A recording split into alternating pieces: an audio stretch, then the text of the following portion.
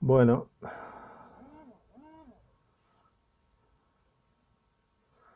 acá estoy, pero ya se han ido todos.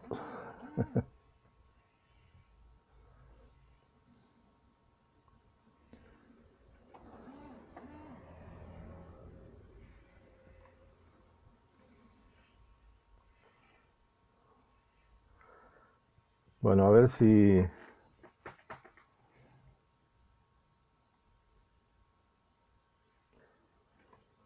ahora se puede.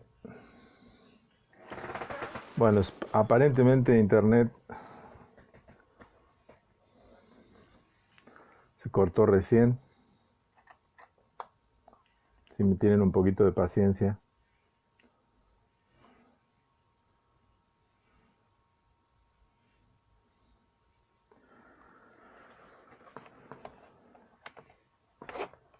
Hubo alguna dificultad o hay alguna dificultad y justo hoy internet se corta. Eh, no sé si ahí están escuchando, viendo. Decía que se cortó justo internet acá en la zona. Eh, unos minutos más para leer algo más, así no queda tan trunco, ¿les parece?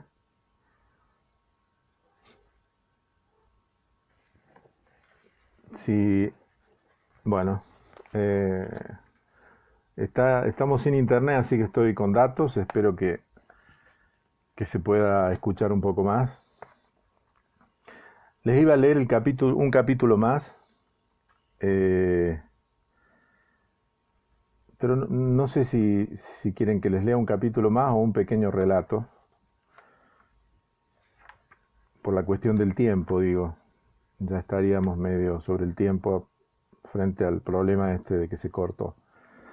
Eh, bueno, les leo un capítulo.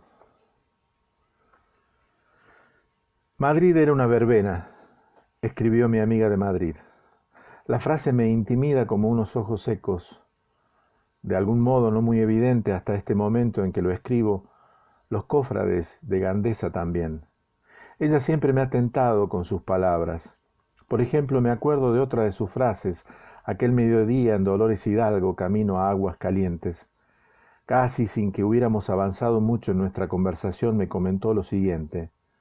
En Zapotlán el Grande, que queda en Jalisco, nació Juan José Arriola. Esto, el nacimiento de quien según su hijo Orso fue el último juglar mexicano, acaeció en 1918.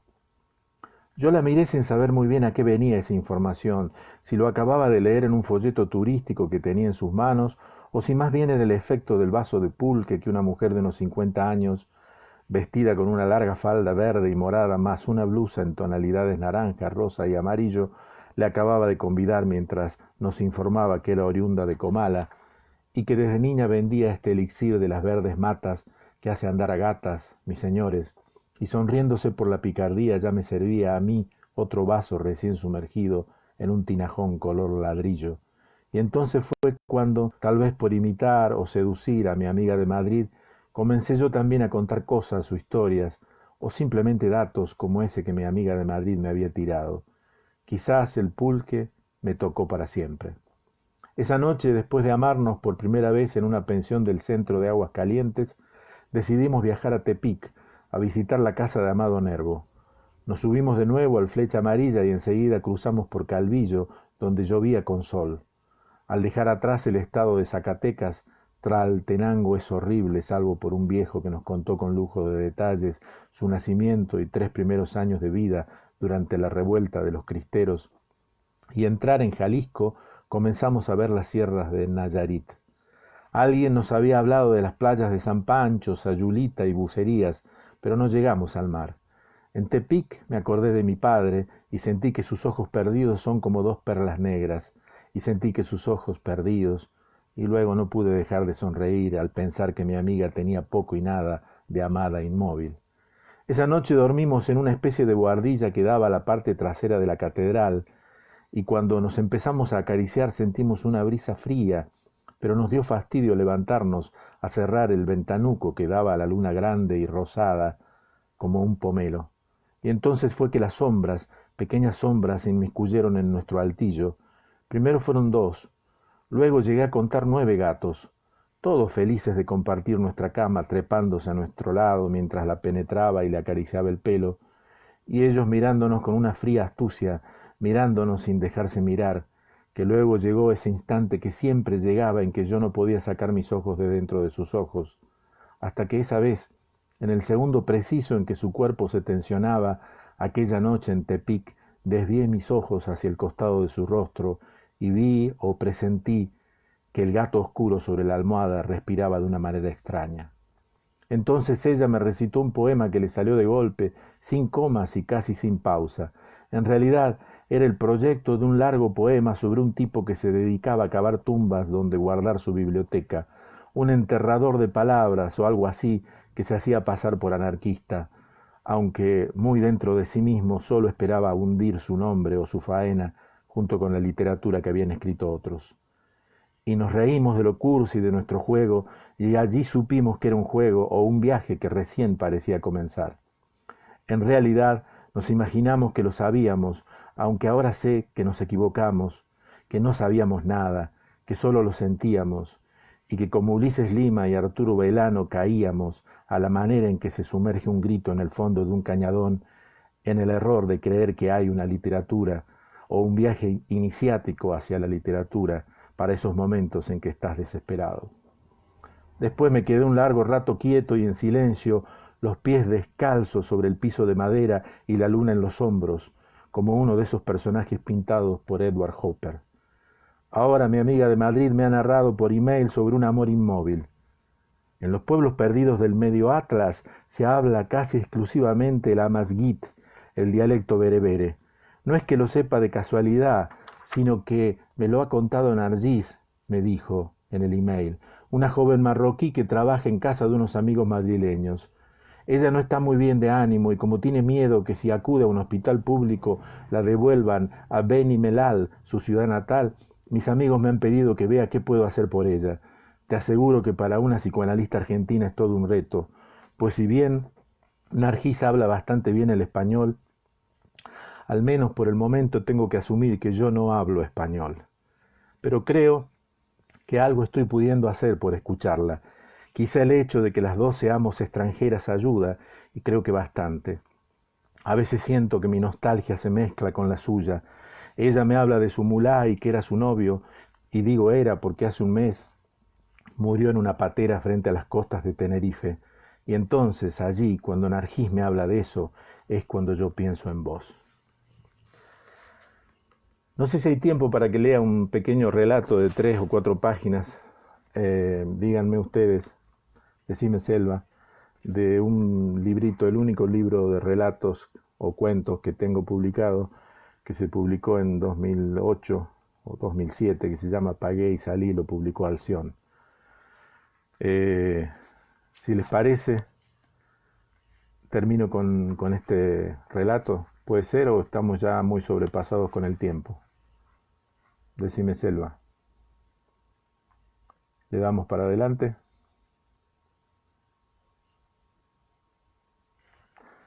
Entonces, el que calla otorga. Les leo un pequeño relato que está dedicado bueno, a un escritor que ya se habrán dado cuenta que estimo mucho, además de Bolaño, que es Enrique Vilamatas, quien eh,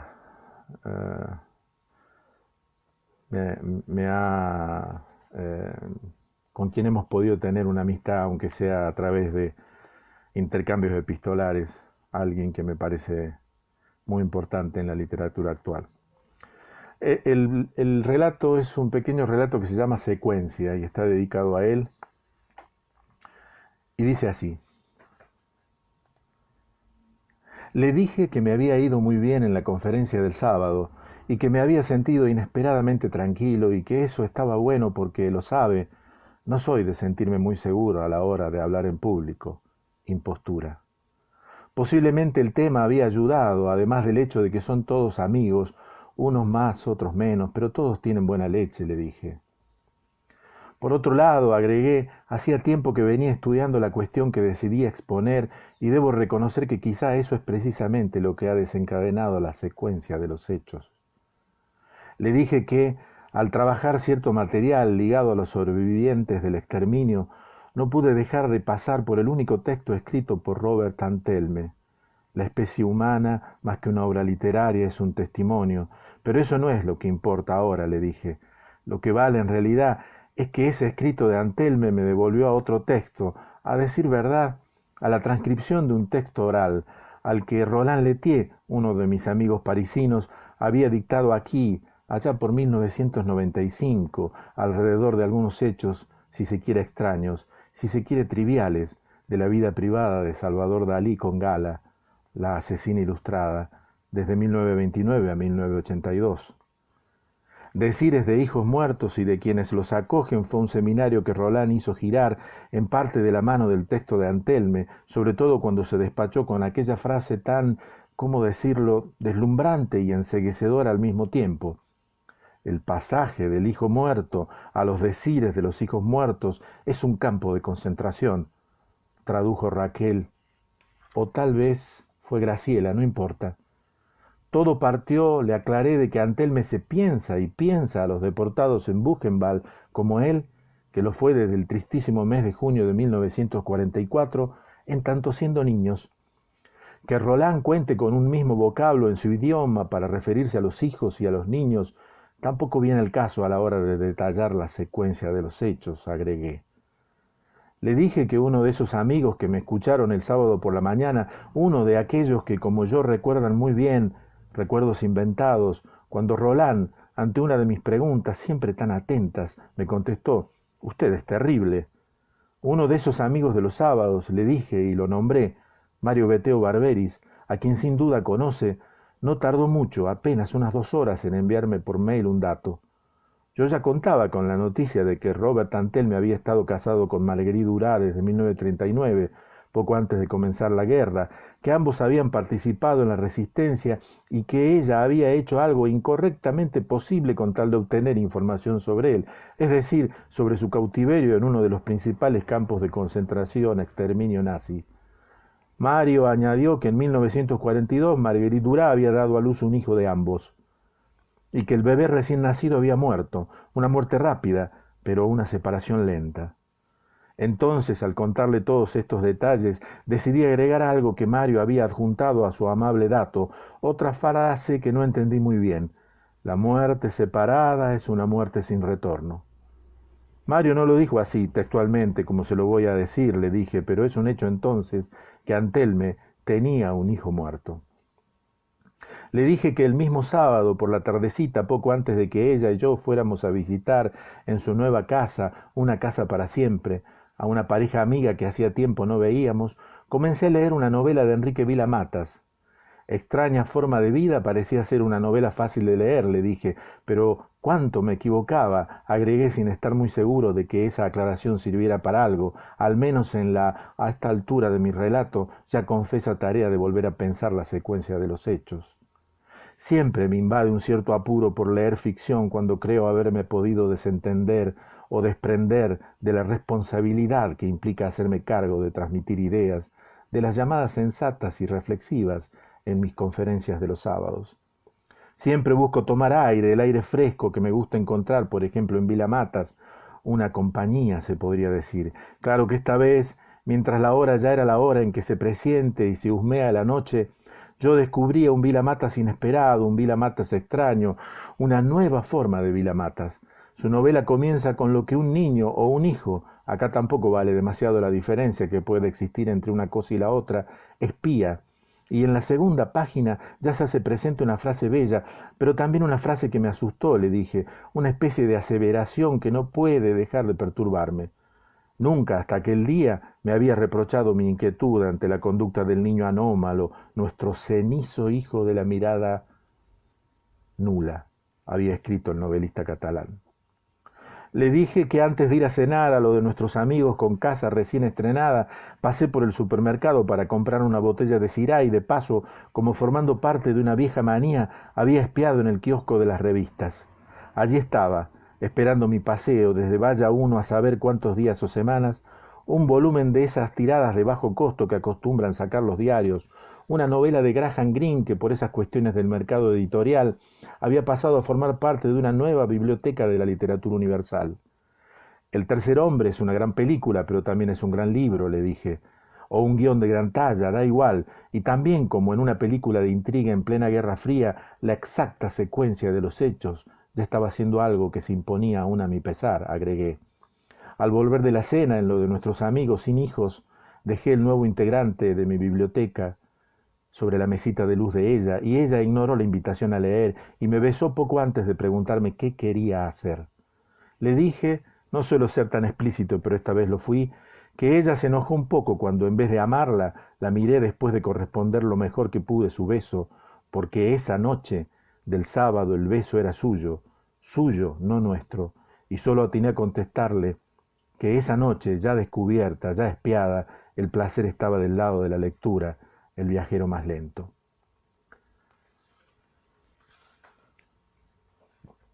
Seguro que a don Vilamatas, seguro que a don Vilamatas no le han de parecer nada bueno eso de usar su extraña forma de vida para trocar una pasión por otra, pero ¿qué se le va a hacer? El lector soy yo, le dije, quizá esperando que al escucharme decir tal cosa su atención no se dispersara.